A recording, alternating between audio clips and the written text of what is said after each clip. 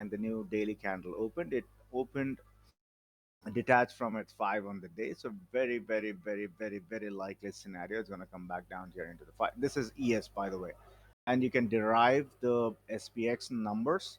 Um, and Morning still no exited last night itself. So that swing was pretty much for that 10-15 points to the upside.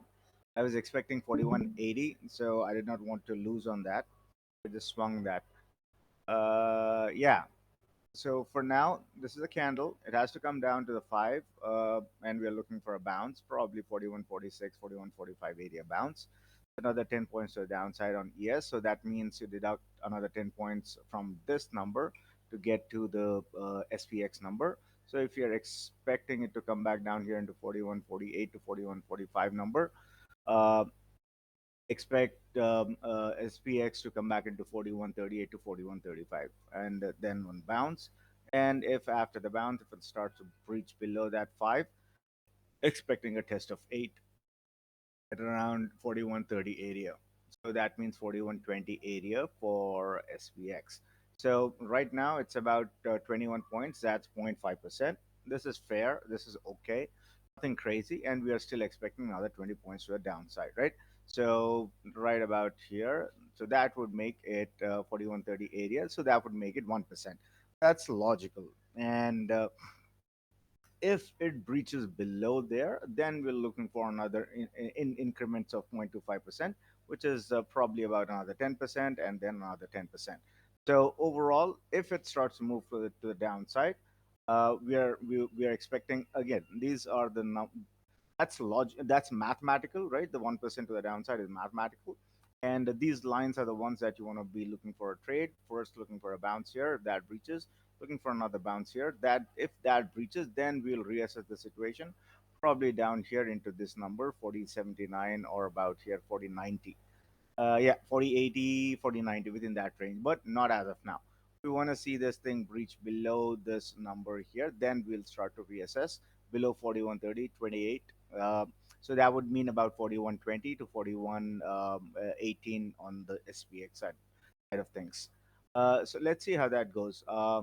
That's the trade, and to the upside, there's really nothing that is saying that it's going to stop here or there. Probably 4200 is a it's not logical enough, but it is still there, right? So to the upside, if it closed around at 4175, so let's say 4175, this one closed at 4180. Wow. So about 4179, 4180. So if you calculate 4180, then if you put on a percent from there, so that would mean about let's say about 42 points from 4180, right, to the upside. So that would put it at 4220. So that's the level to the upside.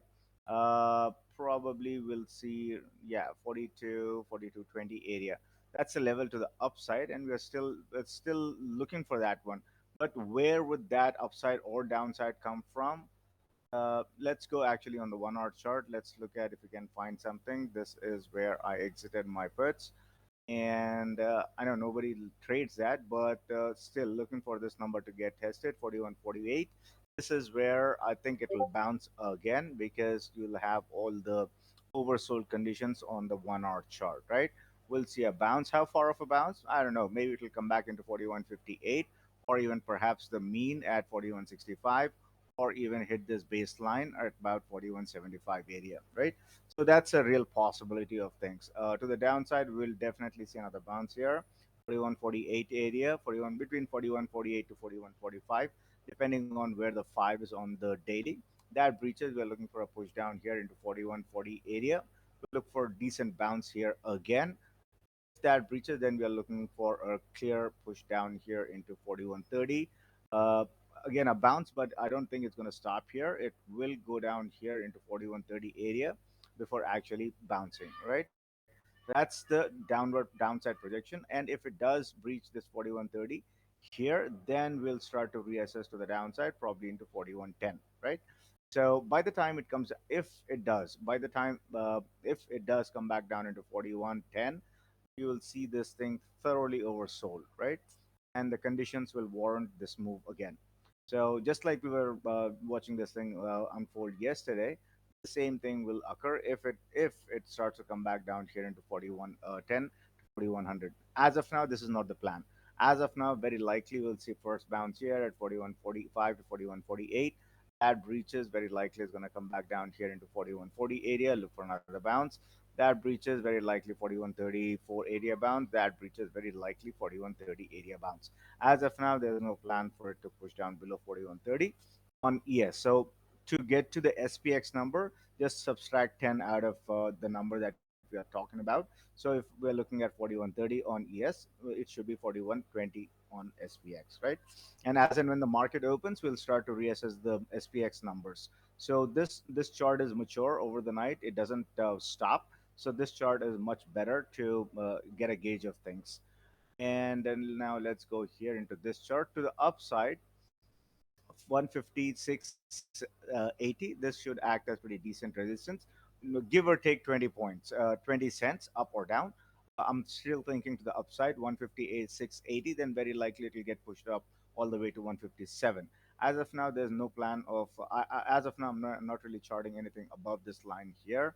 156.80, 157. In fact, if it does breach there, then very likely we'll push into 158.58 or 158.60 area. To the downside, this should act as decent resistance support. Sorry, this should act as decent support. 150.50, so about another give or take about 3 points from where it is right now, right? So the 50, basically the 50 moving average on the week should act as decent support. However, if that breaches to the downside, then uh, and overall, for the overall market, this is for a trade. If it comes back down wherever the 5 will be, it will come back down. We'll look for another bounce at the 5. If it reaches the 5, then the 8, right? This scenario is fine. This, we know what will happen here, where to look for a bounce, and then if that bounce breaches, then where to look for next bounce. We know that drill.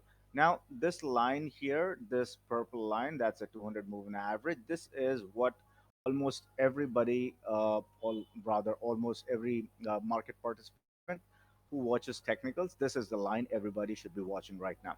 Unless Apple breaches this line to the downside, I will not be looking for any meaningful downside on the markets. And if Apple breaches this line to the downside, then very likely scenario, people will start to pile into shorts. And well, if you look at this chart, there's one candle up, down. That's fine. But look at this chart. This is Haikanashi, and you can tell which, well, what's the market sentiment. And this is where we went long. Actually, this is where we went long, right? And we knew this was going to go hit this number and take a breather and yada yada yada, all of this stuff. But that's MACD, right? This is very, very, very critical. If you are a long-term trader, you need to have a very clear understanding of what trend looks like, right? So this is the trend. This is what is happening, and this is where all of the strength is coming from. And as long as this thing works out like the way it did, about 30 points to the upside, uh, and yeah, all you need is one of these moves. And I'm glad I caught it. I'm glad I'm caught this move, or all the way from the bottom. Now, once we start to see, and the other thing is that this chart right here, this is still a great chart. This is still a great chart, but this is what is happening, right? So it is hitting that high. The RSI is hitting that high, where it will be prone for a breather. If not a full-fledged downside, it will be prone for a breather. However, this is what I'm looking at, right? If it comes back down, then this 200 moving average should act as pretty decent support. And unless this 200 moving average breaches to the downside, I will be very, very, very hesitant to go meaningfully look for a downside. And that's just how I'm looking at things. Cool thing. Right, and then this is, and again, if and when these things work in cycles, right? There's nothing that will be done forever or anything like that. These things will work in cycles. So we have the MACD crosses to the upside, and it will at some point it will start to cross to the downside, and then we'll change our tune and we'll look for a push to the downside. Pretty much that should be. This violated the second standard deviation, and that's the reason I was starting to look for a downside. It did not happen. It hit the five and bounced, right? So let's see what happens today if it repeats that whole thing where it hit the five and bounces, or at least it comes down to the eight. I don't know where the five and eight will open as of now. Hopefully, they'll stay where, because yesterday was a pretty decent run up, maybe a tad bit to the upside, but let's see. And as soon as the these things come up, then we'll start to reassess that whole situation where we are looking for a bounce. Right, and this trade right here, it worked out the way we wanted it to work out, and right here. Right. So I think it still wants to go up all the way here into 104.50 area. This is more likely the outcome. This is in fact this should be logical, right? This should be logical where it goes up and at least spikes into this number and starts to come back down. And should it take this path to the upside, and why am I looking for that to happen is because this thing is still, come on, this thing is still oversold here, right? So if we get to a point where it pushes all the way up here into 104.10, 104.15, that breaches and pushes all the way here, or at least try to push all the way here into 105, and then we should have our 104.50 get tested immediately, right? If there is strength on this chart and the 50 moving average is still at 105.20 area, then our target 104.50 area should get tested, pretty easily. That's the idea here, right here, right here. So it should hit this number and probably take a breather from here. And if, as and when, if it does clear there, and I think it should act as pretty decent resistance. And if it does clear here, then the last spot that we're looking at, and I don't think this is the story for today. When I say this, I mean, come on, test of 50 on the weekly. I don't think this is a story for today. Probably sometime next week or something. I don't know. Oh, I don't know when is the next CPI print. Probably this is a story for that CPI print. And when we are talking about CPI, right? Keep in mind that nat gas has plunged. Although the core CPI is generally X energy, but that will have an effect on the CPI. Of course, the nat gas has been down. I think it's been print is Tuesday. There you go. So yeah, so that core CPI would should reflect that nat gas prices which came down. So keep a close watch on that. Right. So and also let's go here and come on, come on. Super slow. My internet is super slow here. Right. So is the chart that we were expecting it to go hit this number 3.75 yesterday on any hawkish comments from a chair Fed chair, but did not happen because the Fed chair was not hawkish enough. In fact, he was not even dovish, but he was very mixed, and market did like what he said. And also remember that even though we are having a earnings contraction, uh, but the earnings contraction is happening towards the end of a tightening cycle, right? And last year the story was different. Last year was the beginning of tightening cycle. Now it's the ending of tightening cycle. How far? So let's say if the labor market remains tight as it is right now, so 3.5, 3.6 is where the labor market is right now. So let's say if the labor market remains within that 3.6, even if it goes up to a nominal 4, I think the Fed will keep raising rates, right? Once the unemployment number goes above 4, very likely we'll see a pause from Fed. So by the time I think the what do you call, the labor market hits let's say 4%, very likely you will have the Fed funds rate above 5, or at least above 5.5, 5.1, which is the projection right now. I'm thinking they'll take it to 5.5, and then very likely you'll see that tightening effects of those effect of that tightening through the system, and then very likely we'll see some of that unemployment rate go higher, right? So it's not that just because the Fed is tightening, the market has to move low. It doesn't work that way, right? So we need to understand all of these things. Last year it was different, this year it is different. So now let's say how far can the tightening cycle happen. Let's say if the Fed goes above 5.5, right? Let's say if the Fed goes above 5.5, that's where you'll start to be cautious. And I'll be very cautious when the Fed actually will start to cut rates.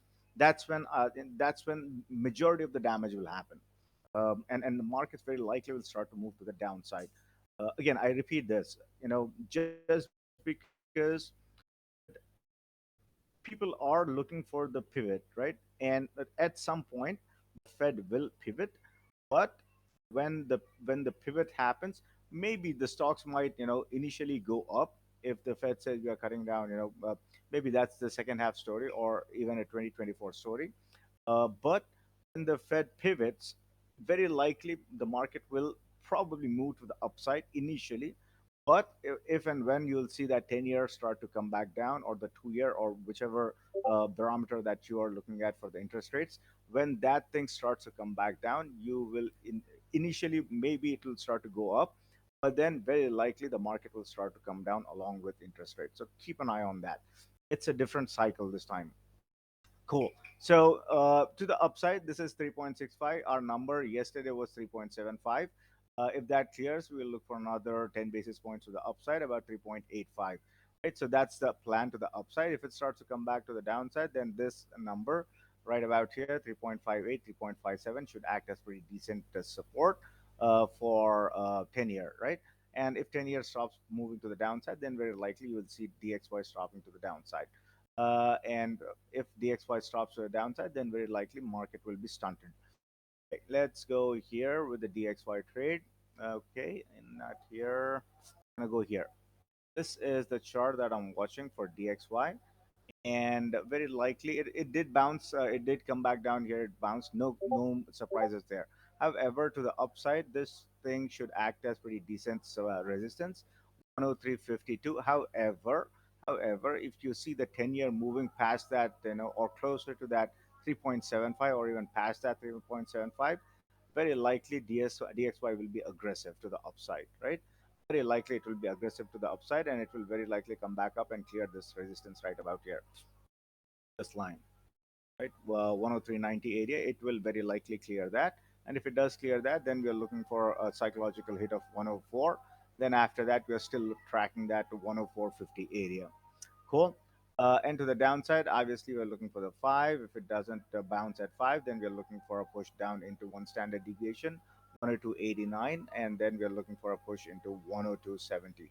Very likely, I think it should come back down here into this 5 or even into 8 for a bounce. The MACD is still crossed to the upside, so hopefully we'll get some, decent push to the upside. Uh, and we are still tracking this thing to the upside, right? Still tracking this to the upside. And even this thing got the RSI pushed up, came back down. It is doing what it is doing, but the average on the RSI is steadily going up, right? So that's what we're tracking, and hopefully we'll get this thing cross to the upside. And even if it not, if it, even if it doesn't give us a full cycle all the way, this all the way goes up here, that would be a full cycle. Even if it doesn't give us a full cycle, hopefully we'll get a half a cycle before it starts to push to the downside. And by the time it gets at least to a half a cycle here, then very likely we should have our number 104.50 on board, right? And we'll exit that trade there and look for the downside again. Cool. For DXY, cool thing. Let's get into some of Microsoft. This thing is interesting. I wish I held this stock. I wish I held that trade, but I did not. But all right, so this thing is moving because of that whole chat GPT thing. And if anybody is interested in that trade, there's something called C3 dot AI, this thing, right? So if anybody is interested in that, this is what you want to be trading, and this is what happened to that trade. Cool. Right now, it's kind of oversold, overbought, so it's coming back up, back down. Very likely, if Microsoft starts to push, and very likely it will be a $32 stock, right? So this is what that whole OpenAI thing is about. Keep a close watch on this. I don't trade it, but if anybody does, yeah, watch it. Cool thing. Come on. Right. So to the upside for Microsoft, this is what we're looking at, and 274, 275, and probably if Apple starts to push to the upside, then we are looking at 277.50 area for Microsoft. By the time it hits that, I think the RSI and the average RSI will be oversold, sorry, overbought, and we'll look for a push to the downside. Not push, but a breather to the downside. How deep of a breather? We'll see how Apple behaves, and then we'll see how deep of a breather that would be. Let's see Microsoft here. Come on. Right. Nothing here says overbought, right? Nothing here says overbought. It did go overbought here and properly it was pushed down. So very likely we'll see that again. If it does, after open, very likely this RSI will be hitting this top again. And then we'll look for that to push to the downside. And how deep of a push? Very likely it will come back into the five, or at least it should come back down here into the second standard deviation. Wherever that second standard deviation would open. Right now it's at about 265, but the second standard deviation, I'm expecting it to push higher, expecting this 5 to push higher, expecting this 8 to push higher, right? So that's how it's going to be, and very likely it should hit this number right about till here, 274, 275, and 277 area, and we'll look for a breather there. If that clears, then we're looking for push all the way up here into 285. That's a story for probably next week or something. Definitely not looking for this today. 286. Okay, let's go here on the 1 hour chart. Let's look for Microsoft. And this is slow. This is annoying. Right, clearly overbought conditions. This will prevent very likely for Microsoft from going further up. So we'll be looking for a pullback. How deep of a pullback will be, I don't know, because this is all about the buzz. This is all about the news. Chat GPT is doing the rounds, and it's going to be helpful. I think I think it will be helpful for the tech in long term in terms of cost cutting, bringing down their headcount and whatnot. So that there are pretty decent usages of that chat GPT for the institutions, not for the public as of now. But yeah, so that will happen. So that's the reason for the enthusiasm here.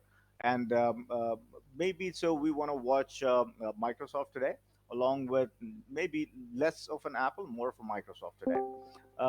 Right, and let's go into Tesla a little bit. And I am actually very, very surprised by what is happening with Tesla. I would have wanted Tesla to very likely clear. Where is that number here? Come on. Yeah, I was expecting Tesla to clear this right here, 198 area. Yeah, it came down a bit, but yeah, I was expecting it to hit this number and very likely clear this number and go hit this number. And I wanted to take this trade here after it clears this 202 level.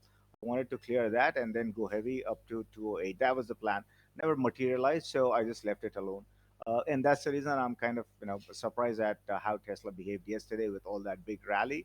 Uh, yeah, there are a couple of reasons I was looking forward for Tesla to push to the upside. It had pretty decent numbers, January numbers in China, and there is a Tesla Investor Day coming up. So there is enthusiasm about it, but I guess the rally it almost ran 100%, almost 100%. So that's the reason maybe it's taking a pause. But I am still hopeful for this number for Tesla, 207, 208. That's on the higher time frame. And yeah, if Tesla starts to push to the downside, I'll no doubt short it. As of now, that's not the point. That's not the case. And if Apple starts to move to the downside, then definitely I'll start to short Tesla. Why? Because of this, right? Oversold conditions, cross to the upside. This is where we went long, and where I exited right about here. From here, I'm on and off, on and off, on and off. I traveled, for the when it was reporting earnings, I was traveling and all that. But by and large, this is exactly how it should behave. That's exactly how it did behave, right? So this was oversold here for an extended period of time. It kind of when it was coming to the downside, it ignored pretty much all the technicals before coming to the downside, right? It was indiscriminate selling, by the way. So yeah, and as soon as this happened here, 8 over 21, it took off. So oversold conditions, remained oversold for quite a bit of time, overbought conditions. So expecting the same thing to happen here before it actually starts to take a breather. I'm thinking 200 208 should be a decent spot for a breather, but I'll be cautious here, right? I'll be very cautious. My trades, even if I go long or short, I'll be definitely looking forward for a hedge sort of a situation, not not looking for a naked sort of a situation. Let's go here for Tesla hourly chart. I bet it should be overbought. Man, slow. Well, this technical is overbought and it is crossing to the downside. Fair enough. Nothing actually here says these conditions were different, right? These conditions were different. This was clearly overbought. Right now, that's not the case. These conditions were overbought. This was oversold, and yeah, it just works in cycles. So right now, it is not that overbought anywhere, but maybe bit of a weakness that we want to see it come back in again. Test. Oh, it did actually come back and test the mean. So if it does come back again, test the mean, and Apple starts to move to the downside, especially below that 200 moving average, then this will start to move to the downside as well. So let's plot it to the downside, probably 195. If that breaches, very likely 193. 193 breaches, very likely into 192.30. And Tesla, if in fact it start to come back down, heavily, very likely 190 to right here at 189.90. Right. So this should act as pretty decent support for Tesla. And by the time it comes back down, I think the technicals will be satisfactorily coming down on the 1 hour chart. Right. And anything else we are watching? Well, oil is moving higher. That's another that's very encouraging. That is playing into the narrative of China reopen and global demand. So that's fine. That is good. Okay. Anything else we are watching? Shaking my head. My Google calls are fucked. The fucking AI. Your wrong answer during presentation. Safe. Okay. Printers Tuesday. Okay. Morning, everyone. What's back for today? All right. Cool. So let's move into live trading.